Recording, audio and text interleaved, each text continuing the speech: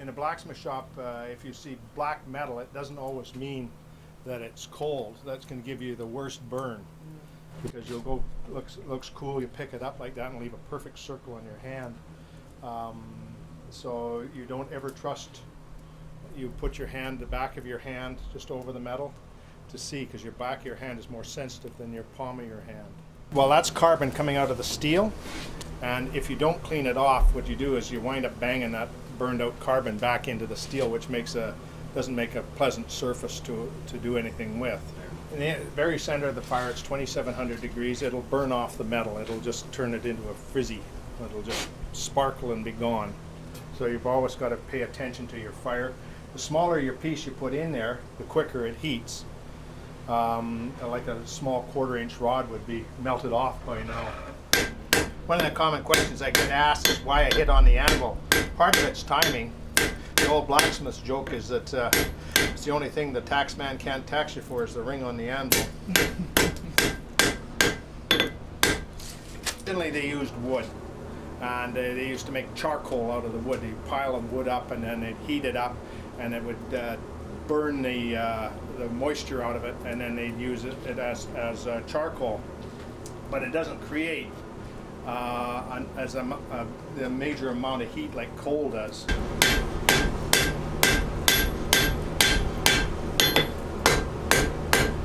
You've got to get it hot so the molecules move in the steel, and what you're actually doing is moving the molecules in the steel. I work for these guys. I do some of the industrial stuff for them, and whatever I can.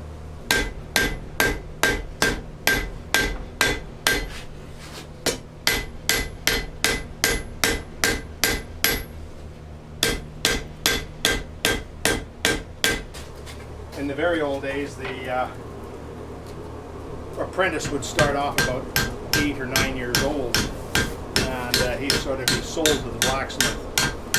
And then he would, after a number of years, become a journeyman, which would mean that he would be let go from that shop and he'd be on a journey of his own to start his own shop, and that's where the journeyman came from.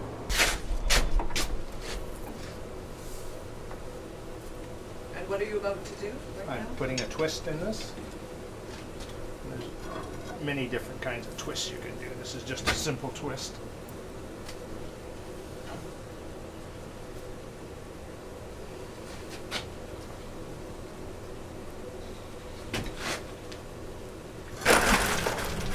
What I'm doing here is I'm putting in coal and banking it up for the fire, so the coal is starting to burn, but not quite, but it takes the dampness out of the coal, so it's ready to go when I want to pull it, rake it into the fire. So it's partly burning and hot.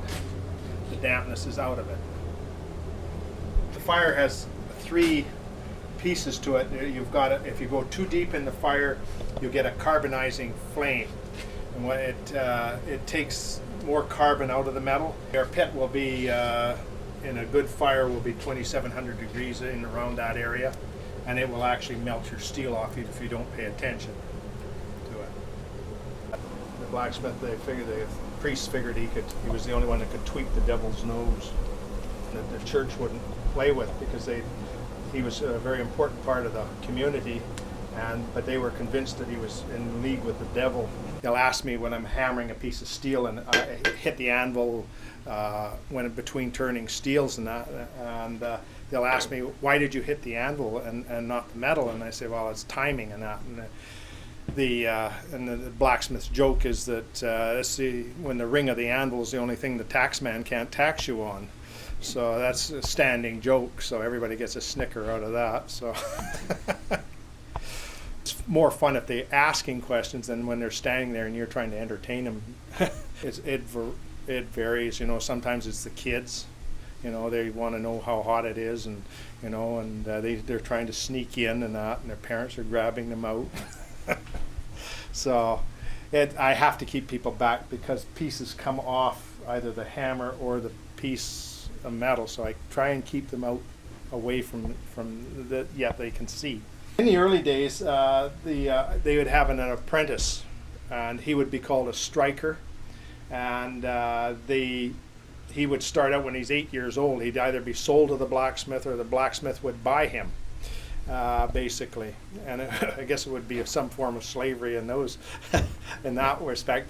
But he would work for a number of years with the blacksmith, and at the end he would become a journeyman, which at that point he would be let go from the shop and he'd begin his journey. And that's where the word journeyman came, and he would travel until he found a spot that needed a blacksmith.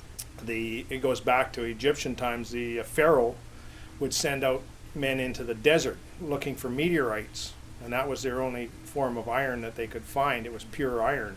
So he would bring it back, and the only person that could have iron was the pharaoh, and it was a special thing to have a piece of iron forged out.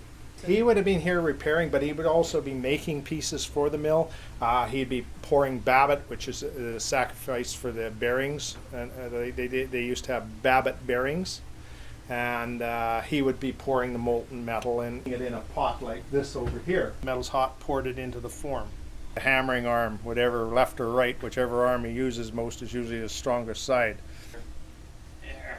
That does look bigger. The reason I have a glove on one hand and not on the other is not because I want to look like Michael Jackson, but this hand is like I'm holding the metal. This one here I want to have control of the hammer. So I want to be able to feel the hammer, and I move my hand on the hammer. If you have a glove at that, it muffles the feel of the hammer, and it'll move a little bit on you, and you need control. And that's the first thing you've got to learn as a blacksmith is hammer control. And it's just some people do wear gloves. I don't. So.